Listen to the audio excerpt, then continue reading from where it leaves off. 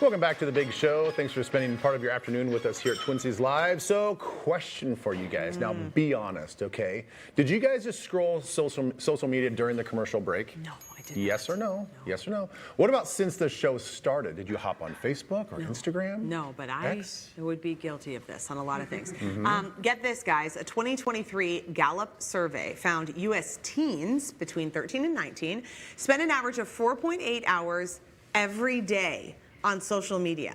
American adults spend 2.5 hours on social media. This is on average per day. That feels not great. No, it really doesn't. You know, we really do enjoy social media just as much as you guys do, but it does have harmful effects, I don't believe it or not. So Dr. Karen Ryan from Nystrom Associates joins us to tell us a little bit more. I know this one's going to kind of hurt, I think. Yeah, it's painful. Yeah, this one hits right in the heart for everybody. I think everybody out there can myself included. I know. Yes. I know, but it's so hard because it is addictive. Like they almost program it to be addictive.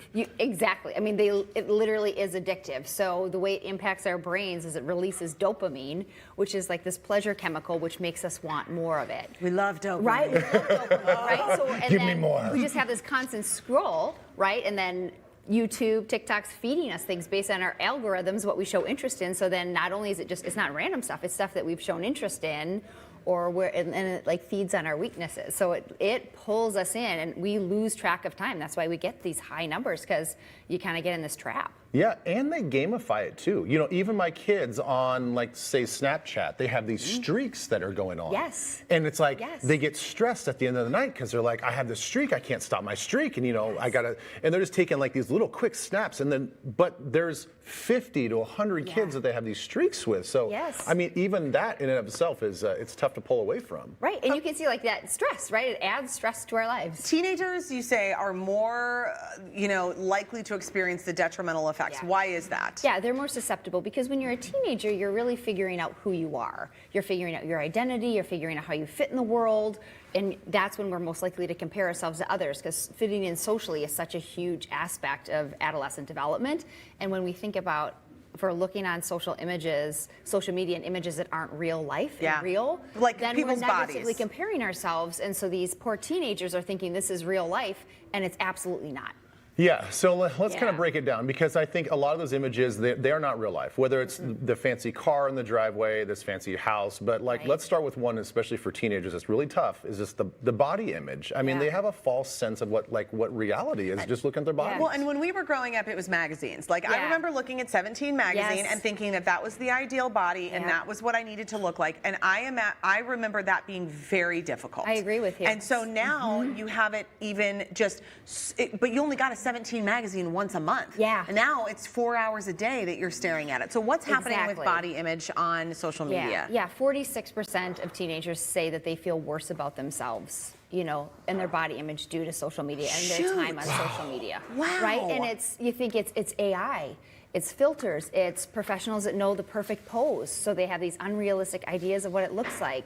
Even commercials that are advertising a sweatshirt, the person doing the dance is in a bathroom that's not realistic, right? That the lighting is not realistic. I mean, this is like wild. Yeah, so that's just one filter where it literally takes less than a second, and now this woman goes from looking normal, healthy, beautiful, to being completely AI generated. So some of these eating disorder too, there's like trends in terms of hashtags. I think this kind of stuff is really important for parents to know and to be able to have conversations with their kids about. What do you want us to know about? There are extremely dangerous sites and certain posts that teens can follow that are really dangerous, that they are promoting really unhealthy eating disorder behaviors. And so it is under the guise of like, oh, health and wellness, but it's really not. Like what I eat in a day. What I eat in a day, which is ridiculous, right? Because we know that person has spent 3 days figuring out exactly what smoothie they're going to make, and that's not exactly what they eat, and it's not fair, and it's not real, and it's oftentimes not enough to sustain a human being. Yeah. Right? And on the flip side of that, there is contrasting things here. I think kids look at, fitness people and people that want to be thin. But on the other side of that, there's this whole thing, and forgive me for the name, it's called mukbanging. And it's like, if you look it up, it is finding the biggest volume of food. Yes. And they go to some of these fast food restaurants and they order what looks like hundreds of dollars worth of food, and they just film themselves, and they're entertained by people just shoving their mouths full of thousands and thousands of calories. and it's fun for them, and that's not good either. Right, because it's essentially promoting binge eating behavior, and it's really promoting an unhealthy relationship with food. Right, when food is really supposed to be what sustains us and is social and it's a positive experience, like that beautiful, segment we just had of making something fun together in the kitchen. Yeah. And it really ties in, like there's all these other kind of emotional, unhealthy habits that are within that. I think for a lot of moms, scrolling and seeing these perfect homes gets really difficult because you immediately feel like this sense of failure if you don't have what they call the aesthetic home. So what is unrealistic about what's happening online? Right, because when you think about if somebody's doing a cooking segment, they have completely prepared their kitchen for this. Right. You know that right off screen, there's probably a whole clutter of things there. That is the truth of what's happening at my house on my Minnesota Live segments on Wednesday mornings. I just want to be clear. Yeah, It exactly. is a disaster on the other Right, side. but it makes us feel like, how can everybody, like this is a common thought moms or parents will have is like, how does everybody else have it all together? Yeah. And that's not the case because these, again, are not real images. I laugh and I think about like, you want to see real images, watch Funniest Home Videos Yeah. and the background of the kitchen's there. There's dishes, there's stuff all of us. That's why people are falling half the time because there's stuff in the way. Yeah. But really, like, I think it's being aware of like, when I watch this video, I need to be aware that this is not a real life, a real home. This is a staged kitchen, this is a staged bathroom, this is a staged home to look perfect. I try to notice that when I'm driving in neighborhoods of just like, these are real homes. Yeah. These are right. real homes. Like this, there is a wide variety of what it looks like. Because I can fall victim to that pressure too of like, oh gosh, our bathroom is the worst. Yeah, I'm sure that same advice can be taken when you're looking at people when they talk about their relationships, their spouses, and like, look how perfect we are. And then you start to self-analyze your relationship, and maybe you're like, wait, what's wrong with us? Yeah. We're not like that. Yeah, that one image of the trip when they were having fun on the beach as opposed to like the 20 times that they argued through when the kids were tired. Yes. Right, and the piece of like, we call it FOMO, but really the challenge of social media now and knowing what other people are doing and feeling like you're missing out on that. Or seeing, even if it's a positive post of somebody doing something positive, you think, I need to be doing that. Why am I not doing that? Right. I'm not doing enough. Yeah.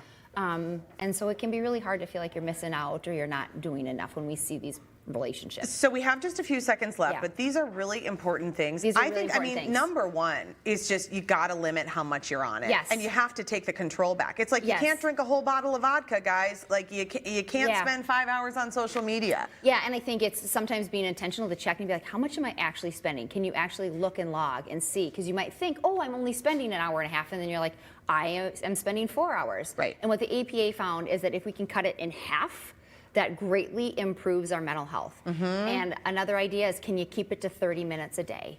Right, so being thoughtful about like at the start of the day, at the end of the day, or in your day, and so not being on it throughout the day, and that's when we really get lost in it.